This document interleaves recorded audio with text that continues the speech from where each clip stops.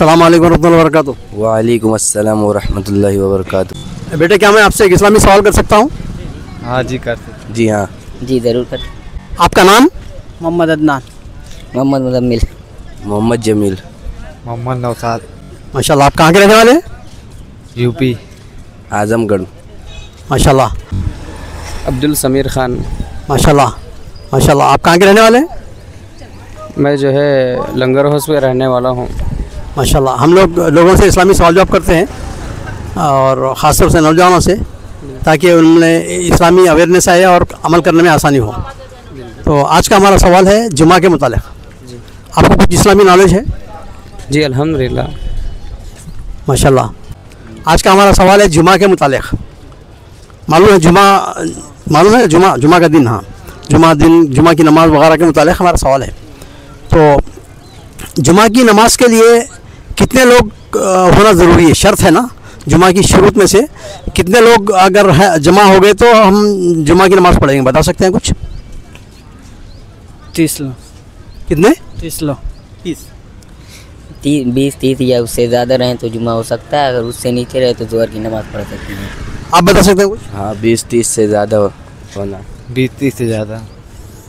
जुमा की नमाज़ पढ़ने के लिए कितने लोग होना शर्त है? कितने लोग मुक्तदी, कितने लोग को जुमा में शरीक होना शर्त है? बता सकते हैं कुछ?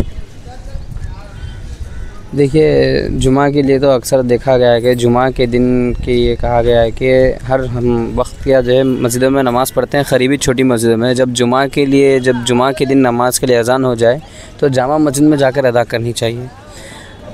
जब आपने जो सवाल किया है कि जुमा की नमाज के लिए कितने लोग ज़रूरी है, कम से कम देखिए 3 लोग ज़रूरी है।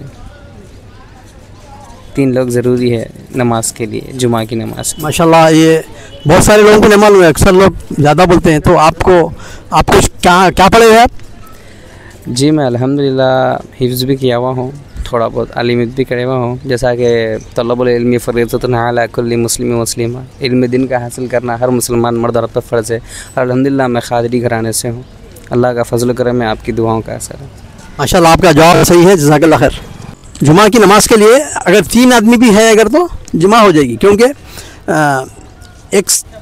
जमात जब होती है ना 3 आदमी रहे तो कम से कम 2 आदमी या 3 आदमी भी रहे तो जमात होती है। वैसे जुमा भी अगर 3 आदमी है, एक खुतबा देने वाला, दूसरा मुअद्दिन, तीसरा खुतबा सुनने वाला, तो अगर जुमा के लिए ऐसी कोई ज़रूरी नहीं है शर्त, 3 आदमी भी हो गए अगर तो जुमा हो जाती है।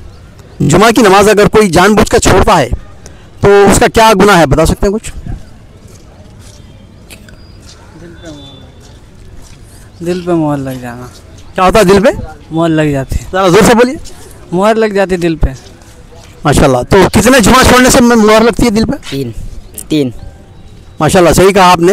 नबी करीम सल्लल्लाहु अलैहि वसल्लम की हदीस है, मन तरका सलातुल जुमाती तहावुनन औ कसलन तबा अल्लाहु अला क़ल्बिही। जो कोई शख्स 3 जुमा की नमाज़ें जो है ना सुस्ती और काहली से छोड़ देता है तो अल्लाह ताला उसके दिल पर मोहर लगा देते हैं। तो हम लोग इस्लामी सवाल जवाब करते हैं भाई, आइए। तो जुमा की नमाज को, जुमा का जो है ना उसका जुमा क्यों कहा जाता है? बता सकते हैं कुछ? आप बता सकते हैं जुमा को जुमा क्यों कहा जाता है? जुमा एक मुबारक दिन है। जुमा के क्या है मालूम नहीं है जुमा के बारे में, लेकिन जुमा ख़ास दिन है नबी का। जुमा ये जुमा के दिन जुमा कहा जाता है। जुमा को जुमा इसलिए कहा जाता है कि लोग जमा होते हैं उसमें, यानी लोग जमा होते हैं ना पूरे, यानी चारों तरफ के बस्तियों के लोग एक मस्जिद में आते हैं नमाज़ पढ़ने के लिए, तो जमा होते हैं। तो जब जमा होते हैं ना, इसलिए उसको जुमा कहा जाता है। तो माशाल्लाह, जज़ाकल्लाह खैर, शुक्रिया।